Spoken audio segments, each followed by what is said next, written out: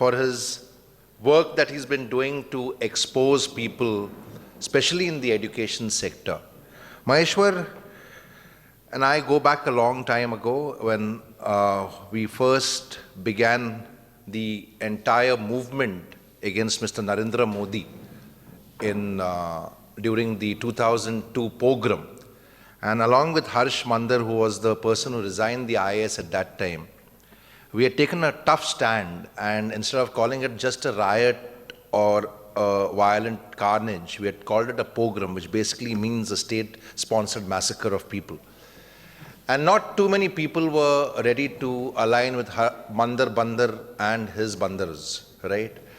And I remember it was very difficult to get media space. We had done a simple campaign called Diwali Ramzan, where we said there's Ali in Diwali, there's Ram in Ramzan. So who are we to draw the line?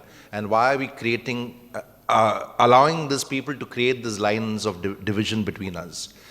And we reached, the first magazine which offered us support was Reader's Digest. And then we said, if we can get this message out to a lot of people, they'll really know what really happened in Gujarat. And happy to say that that small Diwali Ramzan campaign triggered off an entire thought process where people got to know that it was not just a riot. And Maheshwar at that time again came to our rescue, and he said, we'll also kind of support you with this. And they gave us not one ad, but many ads in Outlook for Diwali Ramzan. And then Mahesh and I lost touch, and we connected again last year due to Facebook and Dr. Rakesh Kumar, with whom I do some work in the Mussoorie IAS Academy. And I met with Mahesh again, and I met him in his new avatar. He was not the publisher of Outlook anymore. He had now kind of become an entrepreneur who was an education entrepreneur. And he had taken on some very, what should I call them, fraudulent education enterprises head on. One of them is IIPM, and he's been responsible almost like a single person, though a lot of outcry has happened against Arindam Chaudhary, starting with Gaurav Sabnis in 2006. Because of Times of India's investment in IIPM, not too many people got to know about the fraud called Arindam Chaudhary and IIPM. But Mahesh exposed him to the hilt, and last year I think everyone got to know, because you had Arindam Chaudhary foaming at the mouth like a wild rabid dog when he was being asked about how he's been frauding people for a long, long time. This is the same IIPM which is endorsed by Sachin Tendulkar, Shah Rukh Khan and Amitabh Bachchan. Yeah. So I'll call upon Maheshwar Peri to speak about enabling citizens to stand up against SLAPP. Today, one of the biggest Ponzi kings in this country, Subrata Roy Sahara, has been arrested. Yeah, he's been arrested, and his lawyers wanted an immediate hearing in the Supreme Court. Supreme Court said no early hearing, which means he'll be in jail till 4th March at least. And I just hope it works beyond that too. So that's the power of the judiciary. If you have judiciary working for the citizen, what you see is dramatically different from when ordinary people, people like you and me, try to approach the judiciary. I think somewhere along the line, for me personally, the biggest failure has been judiciary, because judiciary challenges us, dares us to say, you want to come and seek justice from us, we'll tell you how you'll never come back to us. It's like a kotwali, it's like a police station, it's like a you go to any court in this country, the kind of process, the rules, the regulations that have come up always benefit the people who are guilty and punish the people who actually seek justice. And that has been abused by people. It can be Sahara or Arindam Chaudhary or Narendra Modi. I've been facing quite a few cases, like Arindam Chaudhary, Jerry talked about it. I have 14 cases that is filed against me in different parts of the country. And the reason is not because he seeks justice. He wants to harass me. Most of these cases are criminal cases, which means you need to present yourself personally or along with a lawyer, whereas he files a case and he moves on. He has an agent who files a case and he moves on. Sahara filed a case in Bihar, in Uttar Pradesh, in Calcutta. 3 places.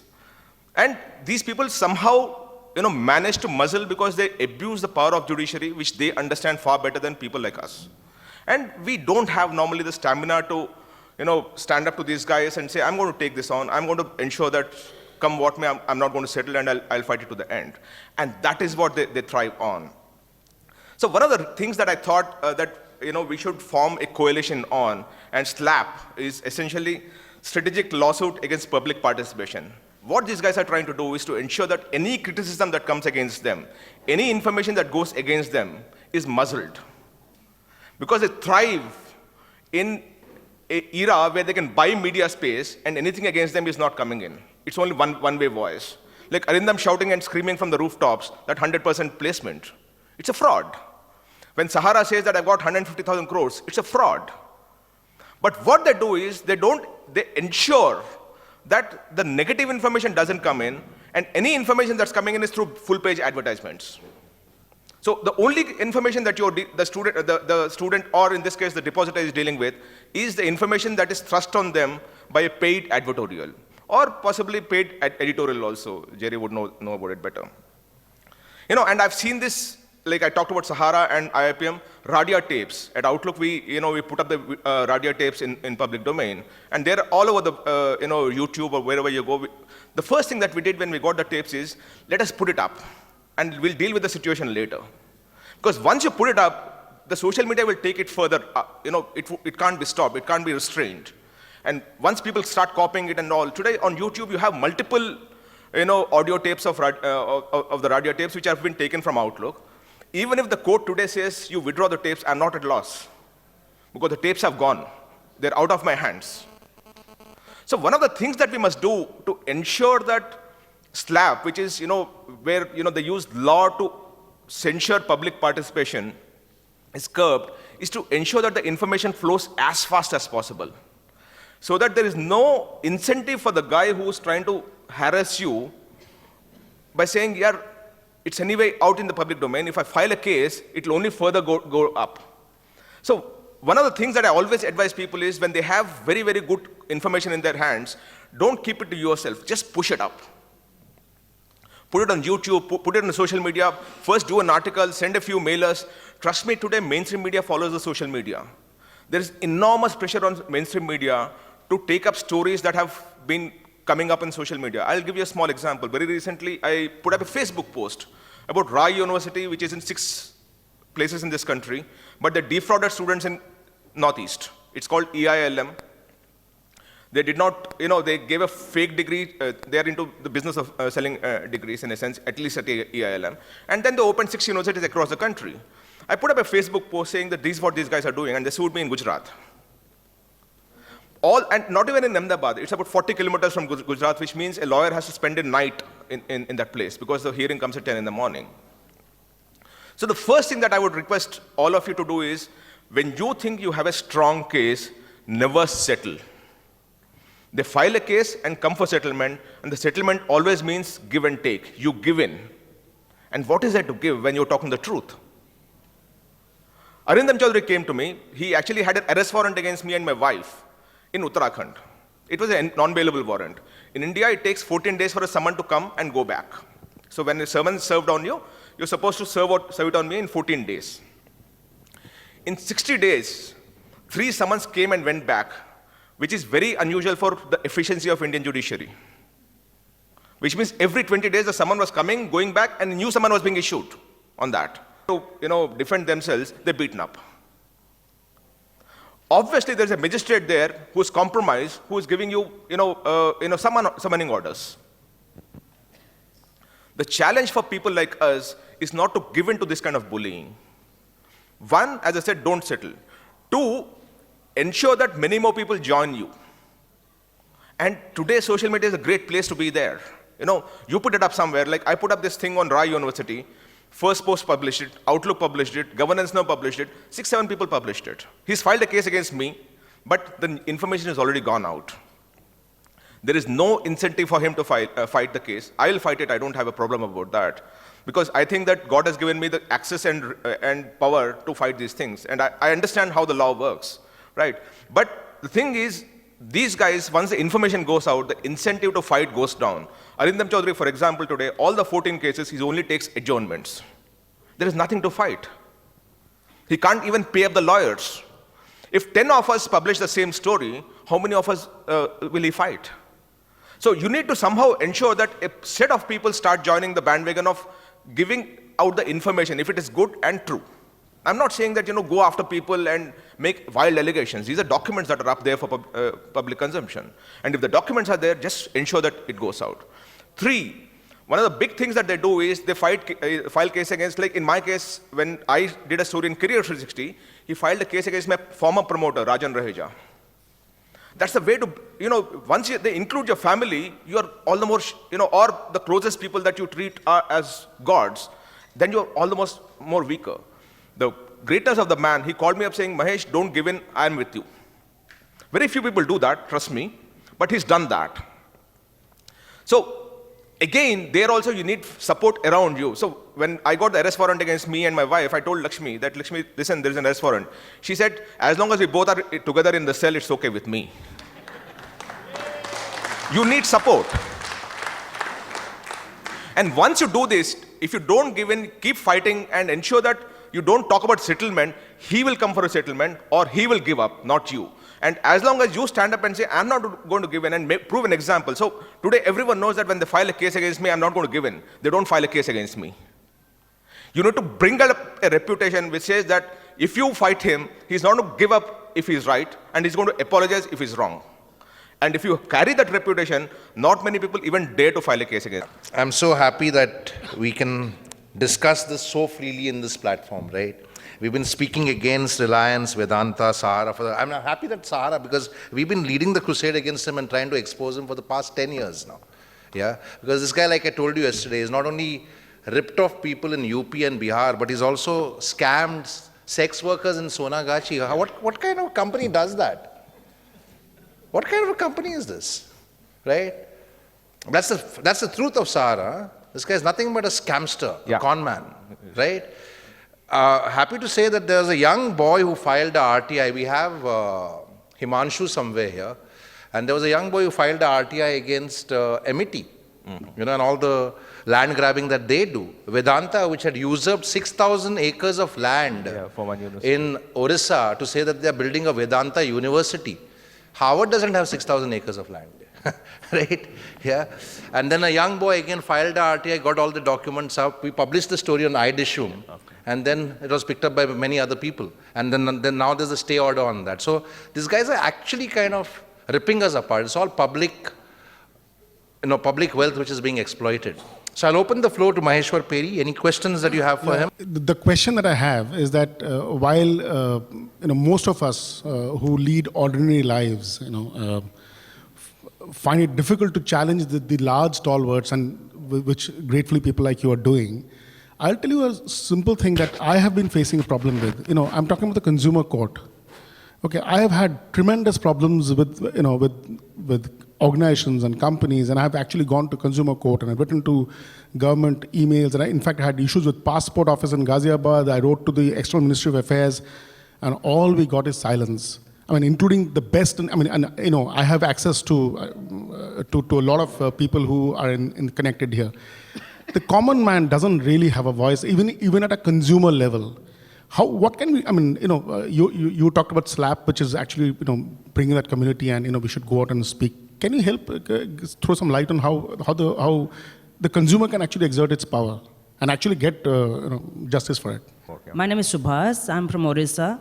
Basically, I am a human rights activist.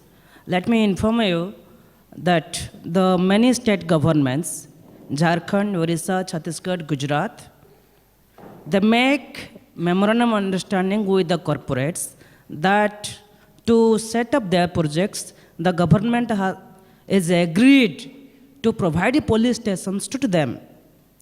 Number one, what I try to say here, when you fight against all these companies, they have police stations. Suppose I can say, if this is a company, you can see James as a company, then this is the police station. So you don't have access to these police stations, the public are denied. Number one. Number two is the locus standi. That means tum kaun hote ho. So two basic questions is the mind with me. I'm confused. The third question is, it's my experience, I'm trying to say, there are judges who wrote on their official letterhead seeking land from the accused, the minister. So when we exposed in Ivan 7, they sued me. No, I At the understand same that. time, So they we'll have to didn't, just they make this didn't, got your they, what I try to say, they didn't hear when Prashant Bhushan takes this case in Supreme Court. So what I try to say, what is my understanding, that first you are denied, when you approach the court is not also accepting to hear the basic thing. I think we are increasingly living in more transparent societies, where even the bureaucracy after a point is extremely scared of doing anything which is wrong. Because they know that law will catch up to them 20 years down the line. There's a bit of perseverance that's required, sir. It's not that, at one point it's denied, then you go to the second level, second point it's denied, third level. I told you that there was arrest warrant against me for something where the summon was never received by me, I swear. Because I, by then, was fighting 11 cases. Why would I not take the 12th summon? I was fighting 11 cases against the same man. But there was a compromise somewhere that happened, and there was arrest warrant. That is where you need to start. When we are, I hate to call myself an activist because activist comes up with different connotations. But when you think that you're on the right path, and when you know that you're taking on something which is as big as this, you should be prepared for everything, which means that there'll be a set of compromised bureaucracy, a set of compromised police stations, or whatever it is. But you keep moving up the ladder, there'll be some guy who will say that I'll do the right thing, or he will say I can't do the wrong thing, which is what the transparent society gives you. So don't give up on these things because you keep moving up the ladder. I promise you that there will be some kind of fairness and justice as you keep moving up the ladder. At a bottom level, there might be a problem, but don't worry about that. Mahesh, something like you, but I was wondering how do you protect yourself? You have some gundas or something with you? Yeah, I'll tell you, when the first case came against me and all, one idiot called me up. I would normally use much more harsher words, but these are more august gathering. And he said, Mahesh, in Delhi, there are a lot of accidents. Right? And I say, yeah, I know there are many accidents, don't worry about that, I'll take care of myself. The thing is, there are small things. Imagine, whenever I look at the energy that is spent on the streets of India by gundas, which means they have courage, they have guts, जो बोलते हैं ना जांबाज है, वो है उनमें. But they use it for, fighting for a car parking place or you need to decide where your energies go, where your courage goes. I can fight my neighbor because there is no good car parking or someone is throwing something from top.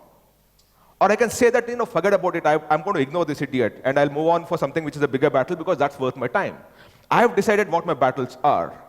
So a lot of battles, trust me, 9.5 out of 10 battles, 95 out of 100 battles I give up. And people think they've won. I'm fine with that. Because I'm not here in the world to prove to those 95 guys of how I'm a loser. I'm fine with that. There are 5 things that I'll put all my energy on and ensure that that doesn't come. Like I'll give you the IIPM case that Jerry talked about. When I did a story in 2009 against him, he had 9,000 students, and he came to me with a plan saying, Mahesh, we have 18 campuses, it's going to be 50 campuses, 45,000 students. And I said, good Lord, he's going to screw up 45,000 students. Today he's got 200 students. That's the impact. 45,000 students, they might not thank me. I'm the reason why their career is saved. And that is what you need to impact. If you want to fight against Anil Agarwal, who is that Vedanta Aluminium in Kalahande, where I think a lot of tribals are being killed, and I'm closely associated with the people who are working for the tribals. We know. We've been speaking about that for many years. Sir, yeah. I am ready to help in case you want to fight Anil Agarwal. I am with you. Mahesh, I'm sure you're aware of e-courts. Yeah. And, there was a loan given of 860 crores by the World Bank that we should have e-courts across the country. And you're possibly aware of a thing in Bombay called Forum for Fast Justice. Are you aware of these? No, not much, sir. But Okay. So what is happening in the country today is that like you are spirited and you keep doing what you've done and what you just said, a lot of people amongst us have possibly filed RTIs. How many of us have filed RTIs? all of us, yeah. Okay, about 30%. I filed 2 RTIs 2 days ago before coming here on the 24th. which was on the Election Commission of India. So a lot more people should file RTIs. It's a very easy thing to do. It's very easy. And I will connect you to, say, 26,000 email IDs, out of which about 100 are concerned about improving justice. So if you send me your case, I'll do that, yeah. and we will spread it around. Thank you. Whenever you're filing an RTI, one is seek the information, but two, always seek the officer who's approved those things. That's what rattles the bureaucracy. And that's what, then the bureaucrats will put pressure on them to back off. I've seen that in many cases, where I say, okay, this university has been sanctioned, can you tell me who's the officer, and I give him details of why it shouldn't have been sanctioned, and I say, can you give me the list of officers who sanctioned it, the secretary, the undersecretary, the education secretary, vagara, vagara. Yeah. And what happens is, then the secretary calls up the chancellor and says, yaar, inse panga mat lena. So you need to bring in the bureaucrats because there is always a collision between these two things. And you need to not just talk about this, you need to talk about this side, this arm, very important. Yeah. Thank you, Mahesh. And we have Hunar Brar giving the certificate to Mr. Maheshwar Peri.